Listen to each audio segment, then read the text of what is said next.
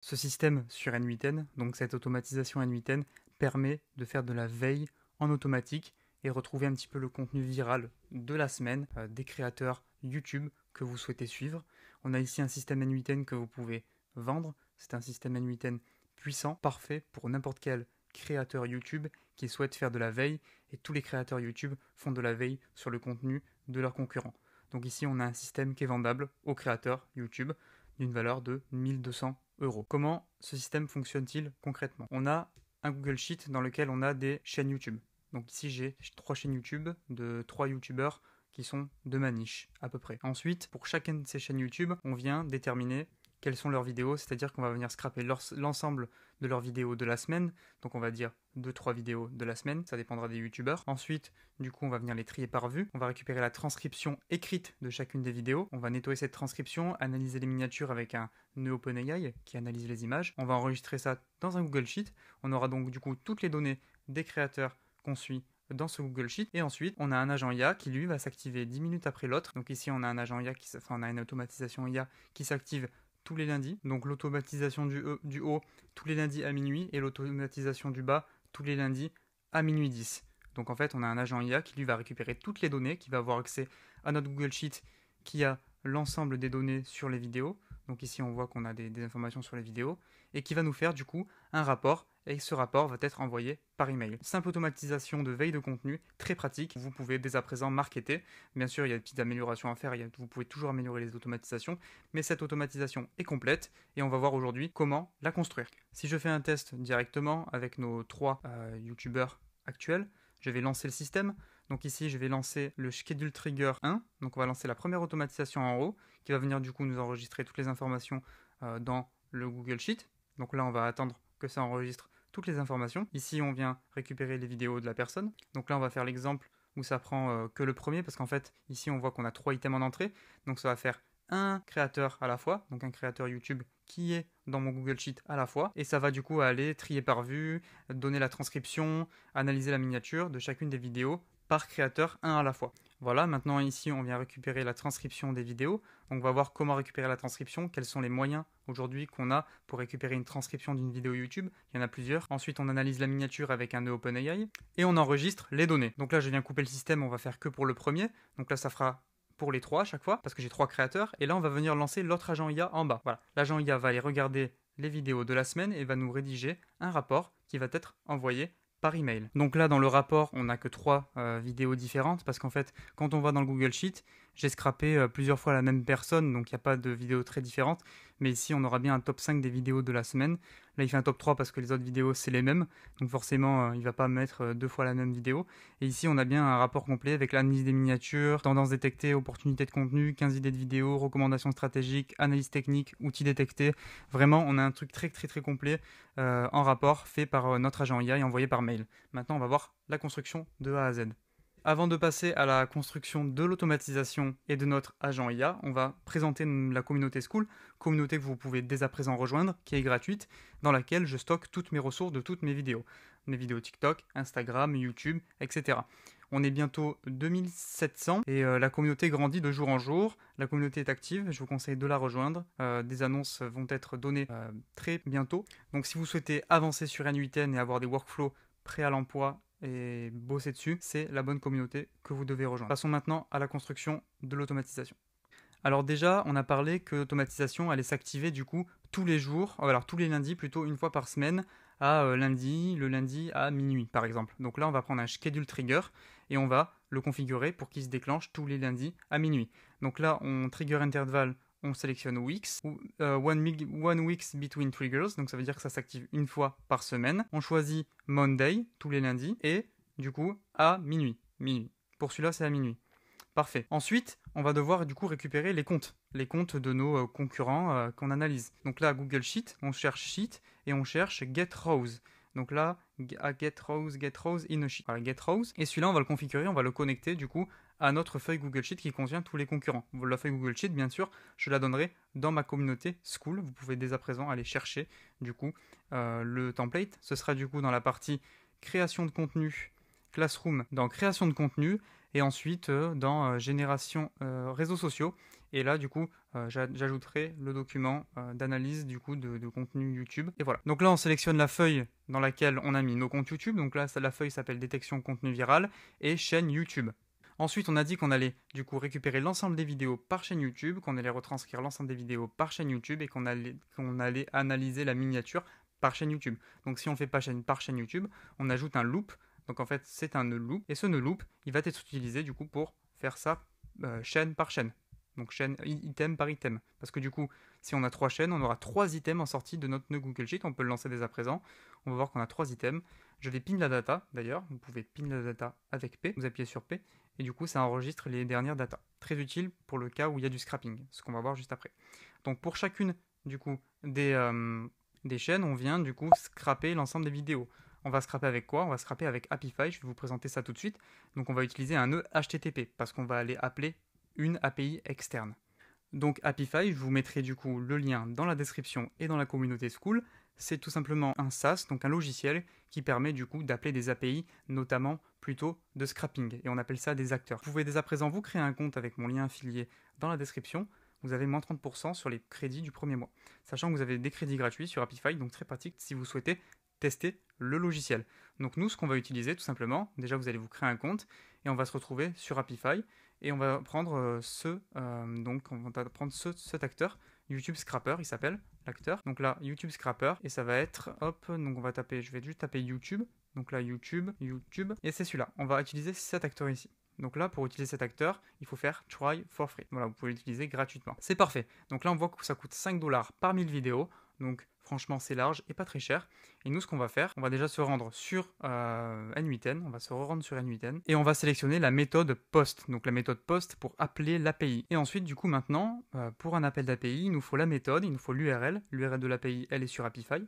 Donc là, ici, sur le YouTube Scraper, vous allez aller dans API en haut à droite, API Endpoint, et vous allez sélectionner celui qui s'appelle Run Actor Synchronously and Get Dataset Item. Vous aurez déjà votre clé API dedans, donc c'est parfait. Donc là, vous collez votre URL, tout simplement. Une fois l'URL collée, le seul truc encore à configurer, c'est le body. Là, on ne configure pas le header, parce que le header, du coup, c'est notre clé API, car notre clé API est directement configurée dans l'URL. Je ne vais pas vous montrer, sinon vous allez voir ma clé API. Le body, vous faites body content type JSON, et là, on utilise du coup using JSON. Et le JSON qu'on va mettre, c'est tout simplement celui-là. Donc voilà le JSON qu'on va mettre. Donc ici, on a plein d'infos. Vous pourrez copier ce que j'ai fait. Mais en gros, les infos principales, ça va être max result 3. Donc en fait, on récupère que 3 vidéos du YouTuber. Et ensuite, du coup, par date, trié par date. Et l'URL, du coup, du compte, ici, en méthode get. Ça, ce truc-là, vous n'avez pas à le faire. Vous voyez ici écrit sorting order date. Il suffit d'aller, du coup, pareil, sur le scrapper, sur Apify. Et en fait, vous allez rentrer par exemple ici maximum vidéo per search term 3. Ensuite, add filter, sorting order, upload date. Et direct URL, vous mettez l'URL d'un compte. Voilà, l'URL d'un compte, c'est tout ce qu'il y a à faire. Et en fait, directement, quand vous avez rempli ces valeurs dans les champs, vous allez dans JSON, vous faites CTRL-A, enfin vous copiez tout le JSON, tout le body que vous copiez ici. Et ensuite, ce sera bon. Dans tous les cas, vous aurez le template dans ma communauté. Il n'y a pas de souci sur ça. Ensuite, on vient scraper l'ensemble des vidéos YouTube. Nous, ce qu'on va faire, c'est qu'on va les trier par vue. Donc cette méthode, elle est un petit peu optionnelle, ça va pas trop changer, vu qu'ensuite, notre agent IA, lui, il saura quelle vidéo a fait quelle vue dans le Google Sheet, mais ça permet du coup de ranger un petit peu les valeurs, et aussi de voir les fonctionnements de d'autres nœuds sur N8N qui sont peu ou quasiment pas utilisés généralement, alors qu'ils sont très puissants. Donc là, voilà, on utilise le nœud sort, donc le nœud sort, le nœud pour trier. Et là, ici, on appuie sur Add Field to Sort By. Et là, la donnée qu'on va justement trier, ça va être, donc là, on va la trouver, ça va être les vues. View Count ici. Donc là, vous mettez View Count. Et là, du coup, on le pin ça juste avant pour pas que ça recommence le scrapping. Et là, du coup, hop, ça va se lancer. Et ça va venir trier, du coup, les 3 items, donc les 3 vidéos par vue décroissant, parce que du coup là on est ascending, il faut mettre descending du coup, par décroissant. Donc là bam, je relance ça parce que du coup ça l'avait trié par croissant, et là ça nous trie du coup par décroissant. Là on voit qu'on a view count 4103 pour la plus grande vidéo récupérée de ce compte, trié par date. Ensuite maintenant on va récupérer la transcription des vidéos. Donc là pareil, on va faire une requête HTTP en utilisant un acteur sur Apify. Donc là HTTP request, et là pareil, on va être en méthode POST. Et quel est du coup cet acteur? On va se rendre sur Apify. Et nous, l'acteur, ça va être YouTube Transcript Scrapper. Donc là, pareil, même système, on veut l'URL de l'API, donc on va dans API, API Endpoint, on descend, on clique sur Run Actor Synchronously and Get Dataset Items, on copie le truc, on se rend sur N8N et là on colle du coup l'URL. Parfait. Maintenant, on va envoyer le body. Le body du coup de notre appel API. Là, vous mettez l'URL d'une vidéo YouTube et en fait le body c'est tout simplement ça, vidéo URL. Donc là, vous pouvez copier ça. On se rend ici et on le colle. Donc soit vous mettez vidéo URL là en name et là ici du coup le lien de la vidéo, ou soit on utilise le JSON, c'est beaucoup plus simple, c'est celui qu'on utilise le plus. Et là en gros il nous faut l'URL de la vidéo YouTube. Et l'URL de la vidéo YouTube, vous l'avez ici à gauche, c'est URL. Voilà, ici celle-là avec Watch. Donc ce qui est bien, c'est que ça nous récupère bien des vidéos, je précise, hein, ça récupère bien que des vidéos YouTube longues et pas des vidéos type short. Donc ça récupère bien des bonnes vidéos. Donc là c'est bon, on a bien récupéré l'URL de la vidéo. Donc si on lance, ça va venir du coup scraper, donner la transcription des 3 vidéos. Maintenant qu'on a récupéré la transcription, donc vous voyez on récupère une sorte de JSON un peu bordélique où on aura du coup on va dire la transcription sur des petits intervalles de temps. Nous tout simplement ce qu'on va faire, c'est qu'on va venir du coup nettoyer ça pour avoir directement sous forme d'un paragraphe, avoir la transcription sous forme d'un paragraphe. Et pour faire ça, on va utiliser du code JavaScript. Donc là en fait on va prendre un nœud-code, le nœud-code ici à l'intérieur, et à l'intérieur de ce nœud-code on va mettre du code JavaScript et je vais vous donner directement ce code qui est du coup celui-ci. Donc CTRL A, hop, je remplace tout le code. Donc vous l'aurez directement dans le template qui sera dispo dans ma communauté Skool. Je peux vous le montrer déjà ici, vous pouvez faire un screen, hop, voilà. Et ce code va venir nettoyer tout simplement le body. Donc là on pin la data ici, et là hop, on appuie ici, et ça va venir du coup nous trier, et là on a bien un paragraphe entier. If you never use N8N, you know, etc. Donc là c'est parfait. On peut passer maintenant à la prochaine étape qui va être l'analyse de la miniature. Donc pour ça on utilise OpenAI. OpenAI, on va utiliser Analyze Image, et en gros on peut analyser une image à partir du coup de l'URL de l'image ou tout simplement d'un fichier binaire, la binaire. Mais nous on va le faire par rapport à une URL d'image parce que c'est ce que nous donne justement le scrapping de la chaîne YouTube qui nous donne du coup la liste des vidéos. Donc là on choisit un modèle, on va prendre par exemple le 4O. Là justement on va mettre un prompt dans notre analyse d'image pour analyser la miniature. Qu'est-ce que en fait on doit analyser sur cette image? Donc là, on lui dit d'observer attentivement cette miniature YouTube, d'écrire le texte affiché à l'écran, la présence de visage, les couleurs dominantes, les objets ou éléments visuels, le style graphique, la composition générale, etc. Et on lui donne par exemple un exemple ici de description donnée depuis une miniature. Donc là, en fait, on va utiliser l'URL. L'URL, on l'a quand on a fait le scrapping dans le HTTP request ici, et c'est justement thumbnail URL. Thumbnail URL ici, hop. Et là, on vient tout simplement le lancer et ça va faire l'analyse du coup des miniatures. Donc voilà, l'analyse des miniatures a bien été faite. Si on clique ici, on voit par exemple la miniature présente un homme souriant sur la droite, en intérieur, probablement assis devant un ordinateur portable, etc. Il nous dit le texte, il nous dit tout donc, de la description de la miniature. Et tout ça, maintenant, ce qu'on a fait, donc l'analyse de la transcription, etc., on va tout enregistrer dans un Google Sheet pour justement que le donner à un agent IA qui va, lui, nous faire un rapport un petit peu de ce qui s'est passé dans les miniatures, dans les vidéos qui sont sorties cette dernière semaine. Donc là, on cherche sheet, mais là, du coup, ça va pas être get row, ça va être append row in a sheet. Donc en fait, ajouter une ligne dans un Google Sheet. Append row in a sheet, ici. Voilà. Et là, on va sélectionner tout simplement notre document qui s'appelle détection contenu viral trendy YouTube. Et ici, on va sélectionner données vidéo YouTube. Donc en fait, j'ai 2 feuilles dans mon document Google Sheet. Ici, on va mettre la chaîne YouTube, le nombre d'abonnés, le lien de la vidéo, etc. Donc toutes les données qui viennent du premier HTTP request, donc du premier appel API, où on a fait le scrapping. Donc ici, la chaîne YouTube, on l'a, il s'appelle Channel Name. Nombre d'abonnés, c'est ici, c'est Subscriber, sub count, normalement, ça s'appelle. Donc ici, d'ailleurs, je me suis trompé ici, on va le prendre par rapport au sort, ici, par rapport au sort, pas par rapport au HTTP request. Donc ici, on va dans le sort. Donc ici, on a number of subscribers, donc nombre d'abonnés. Donc là, on enlève tout, hop, on se retrouve de nouveau sur ce nœud à gauche. Et ici, on va prendre du coup la chaîne YouTube. La chaîne YouTube, c'était celle-là, Andy Lowe. Le lien de la vidéo YouTube, on l'a ici, l'URL. Le titre de la vidéo, title en haut. La miniature, c'est thumbnail URL ici. Ensuite, les vues, donc c'est view count. Ensuite, les likes, donc c'est likes ici. Ensuite, les commentaires, c'est comment count. Donc, on l'a peut-être pas forcément, il est peut-être plus bas. Donc, on va taper comment ici. On tape comment et là, on a comment count. La transcription, c'est donné du coup par le paragraphe ici, code, donc qui s'appelle le paragraphe. Et l'analyse de la miniature donnée par le nœud OpenAI qui est du coup, hop, on enlève l'écriture que j'ai mis, Analyze Image ici. Et là, hop, on range ça ici. Et là, on enregistre tout dans le Google Sheet. Donc là, je pin la data ici. On va tout pin, à part le sort, parce que ça bug à chaque fois quand on pin le sort. Ça dit... je ne sais pas quel item utiliser, etc. Donc il y a toujours un bug. Ne jamais pin tout ce qui est limite, sort, merge, tout ça, faut pas le pin. parce que du coup ça fera bugger et vous devrez tout recommencer.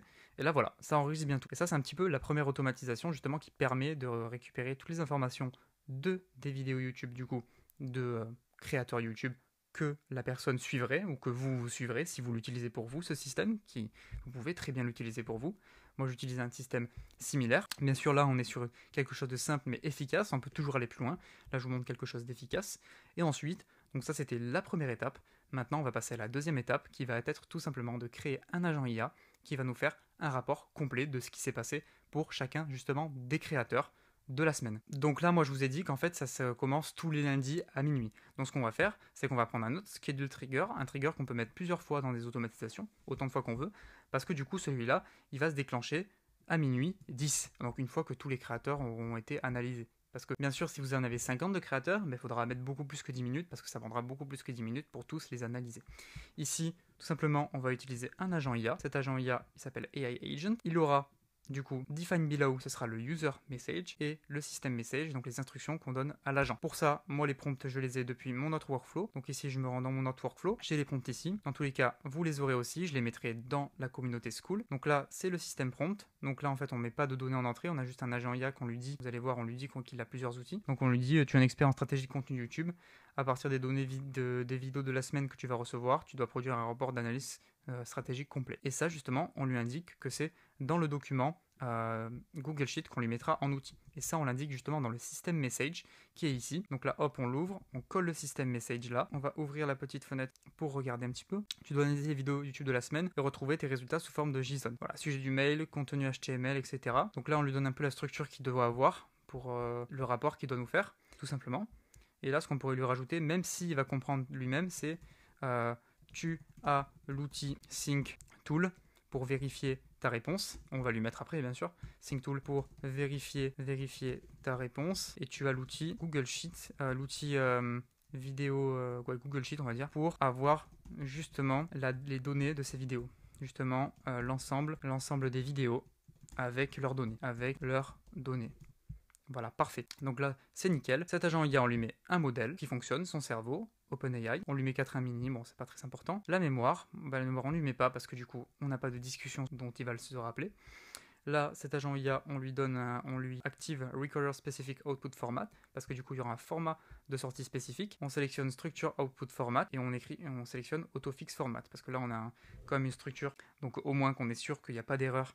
Parce que si notre agent IA, par exemple, il nous donne, ça peut arriver sur certaines petites erreurs, qu'il nous donne une sortie qui ne correspond pas à justement ce qu'il y a écrit dans ce Structure Output Format, il va s'autofixe. Donc, il va se justifier automatiquement avec justement un LLM qu'on lui branche. Donc là, on branche un LLM justement au Structure Output Parser. Je vous conseille d'utiliser ça à chaque fois que vous avez une sortie spécifique. Au moins, vous êtes sûr que les bugs sont entre guillemets contrés dans vos workflows. En outil, on lui donne justement Google Sheet et on va lui donner cette fois-ci Get Rows. Donc là, Google Sheet, hop, Google Sheet, outil Google Sheet, tac, tac, tac, et on lui donne Get Rows. Et là, on sélectionne notre fameuse feuille, détection contenu viral. Et là, bon, on peut laisser décider par l'IA, elle saura quoi prendre, mais on va directement mettre la feuille, c'est plus simple. Donc, données de vidéos YouTube. Et ici, à la fin, on lui met un nœud Gmail, parce qu'il va nous rédiger du coup un rapport, donc send message, hop, qui va être envoyé par email. Exemple, @gmail.com. Ici, le sujet et le message va être donné justement par notre agent IA. Donc là, on va mettre un truc temporaire pour pas que ça bug. Hop, on met des lettres au hasard. Et un truc que j'ai oublié de mettre, c'est le structure output parser. La structure de sortie, ça va être du coup celle-ci, donc on va la prendre, tac tac, sujet du mail et contenu du mail. Ici, CTRL A, CTRL V, et là on a sujet du mail et contenu du mail, qui est bien sûr en HTML, parce que ce qu'on va envoyer à notre nœud Gmail, ça va être du contenu HTML ici dans le message. Et là, il suffit tout simplement de lancer notre agent. Donc là, je remets la lettre temporaire, tac, et là je vais lancer l'agent, qui lui du coup, d'ailleurs je n'ai pas mis le sync tool, je viens de me rappeler aussi, hop, mettre le sync tool, hein, outil très utile pour que l'agent vérifie sa réponse, et qui nous donne du coup une réponse beaucoup plus proche, qu'il ne fasse pas d'erreur, qu'il fasse moins d'erreurs, ça augmente l'accuracy, la réflexion des modèles. Hop, c'est la même chose que quand votre GPT réfléchit, quand vous communiquez avec lui sur l'interface ChatGPT. Ici, on vient lancer notre agent IA, il va aller consulter le Google Sheet, il est allé vérifier sa réponse du coup avec le fameux Sync Tool, et là du coup il réfléchit, il est en train tout simplement de nous écrire notre mail justement qui va être envoyé. Donc là on va mettre les champs, le champ sujet on glisse ici, on se met sur Expression, et le contenu HTML qu'on vient mettre simplement ici, hop, contenu HTML.